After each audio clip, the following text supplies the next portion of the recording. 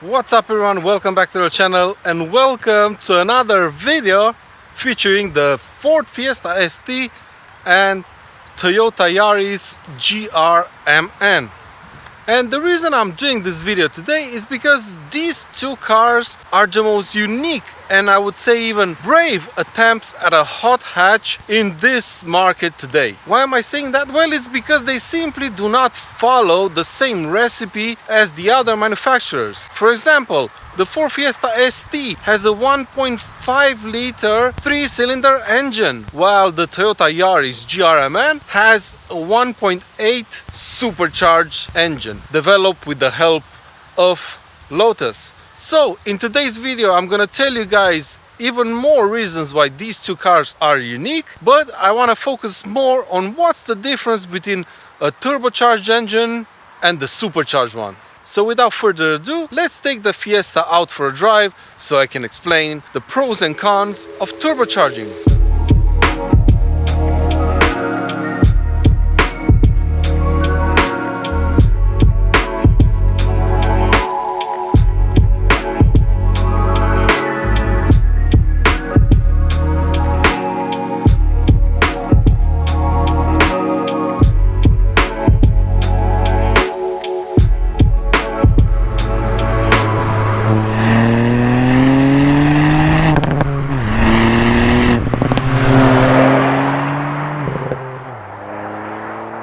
Now, before we get into the specifics, there's one huge pro that both of these solutions offer, which is the fact that both offer a significant increase in power output. And now that we got that out of the way, let's talk about some pros and cons of turbochargers since we're driving the Fiesta ST. So what is a turbocharger? Well, it's an air compressor that's driven by an exhaust gas turbine. It's effectively two air fans connected by a metal shaft so that both spin together. One of these fans sits in the exhaust stream of the cylinders and it spins as they blow hot air on its blades. And as that happens, the second fan spins as well. But because it's mounted inside the car's air intake, it draws cold air into the car and forces it into the cylinders. And because it uses otherwise wasted energy, i.e. exhaust gases, it's the most efficient solution out of the two. So let's start with the pros of turbocharging. The biggest pro of turbocharging is the fact that manufacturers can now downsize their engines but still keep the same power output as the bigger ones. Case in point, the Ford Fiesta ST. The previous generation was fitted with a 1.6 liter engine, a 4-cylinder one that produced around 200 horsepower. This new one has a 1.5 liter engine, 3 cylinders only, that can produce basically the same amount of power. And that very nicely takes us to pro number 2 of turbocharged engines, which is fuel efficiency. Like I previously said, because manufacturers can fit cars with smaller and therefore lighter engines, that means that if you drive them like a normal person, fuel consumption is going to go down. Of course, when you decide to drive this car properly on a twisty road, fuel consumption is gonna go up, but on the way back home, you can get quite decent fuel consumption for a 200 horsepower car.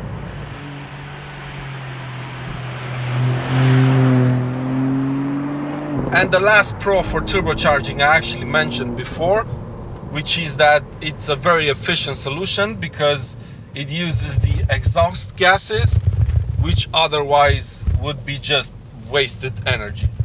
But there you go. Let's talk about cons now.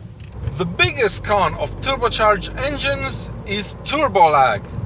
What is that? Well, it's the moment between you pressing the gas pedal and the car basically taking off. There are some clever twin scroll turbochargers nowadays and even some engines that have multiple turbos, but realistically you're never gonna be able to have an engine 100% free of turbo lag.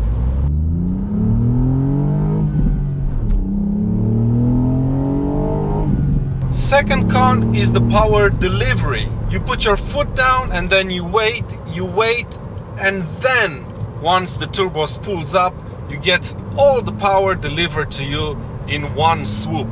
And as soon as the revs start to build up, the power slowly fades away.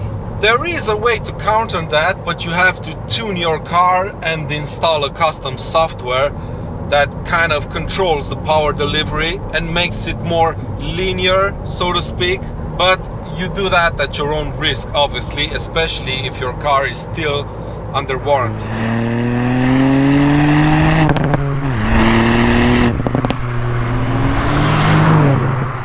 And the last two cons I want to quickly go through are: 1.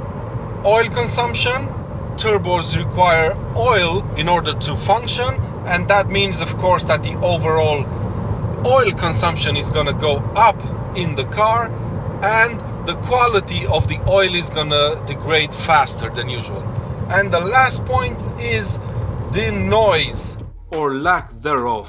Because the turbo uses exhaust gases to spin, that means it acts like an extra muffler on the exhaust, muting the sound even more.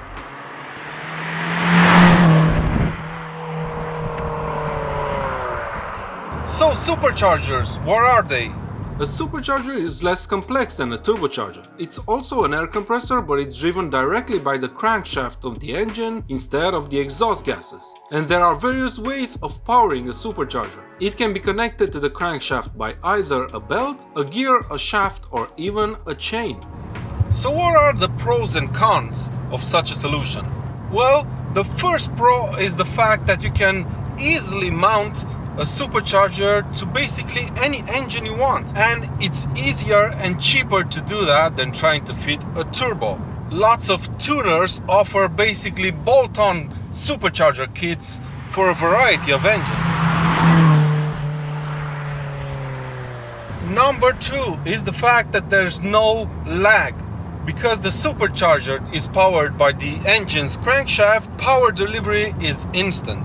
And as the engine spins faster, so does the supercharger.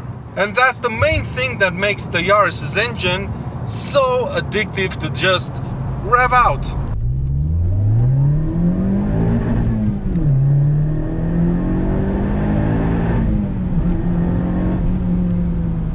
Before getting a chance to drive this car, I thought the engine in the Fiesta ST had no lag whatsoever. But after driving these two back to back, you can really tell the difference.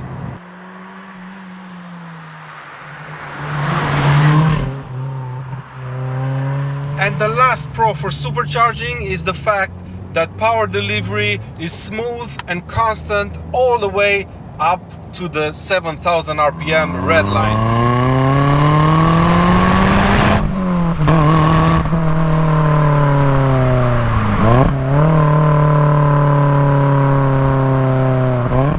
I've hit the rev limiter of this car quite a lot in the first couple of days when driving it, because I wasn't expecting this engine to produce so much power very close to the red line. I was expecting it to run out of puff at around 6,000 RPM, but that's not the case, honestly. It just pulls all the way until you hit 7,000 RPM. What an awesome engine this is.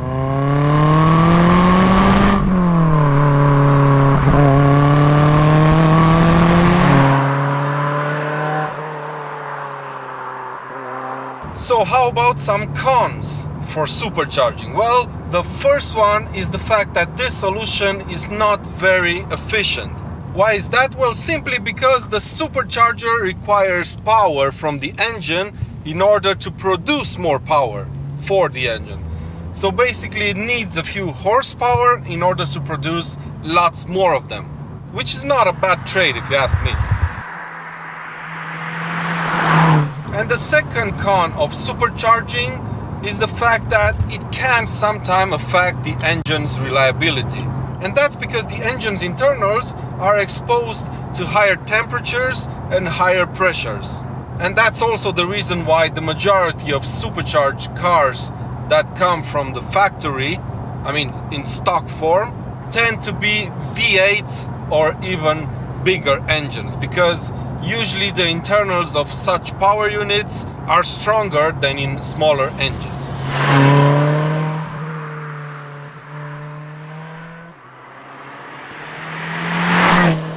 that's why the Yaris GR-MN is such a special little car, because it's quite a unique proposition in this segment for being supercharged.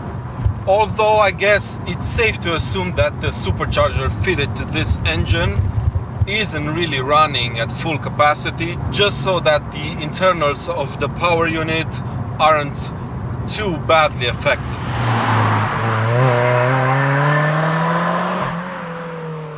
But that's been it for today's video, my friends. I'm really curious, what would you choose if you could actually make the choice? A supercharged 4-cylinder engine or a turbocharged 3-cylinder one? Thank you to Ford Sweden and Toyota Sweden for lending me these two awesome cars for the week. Thank you guys for watching. Remember to give this video a thumbs up if you like it, and make sure to subscribe for plenty more videos to come. And until next time, take good care of yourselves, and I'll see you around.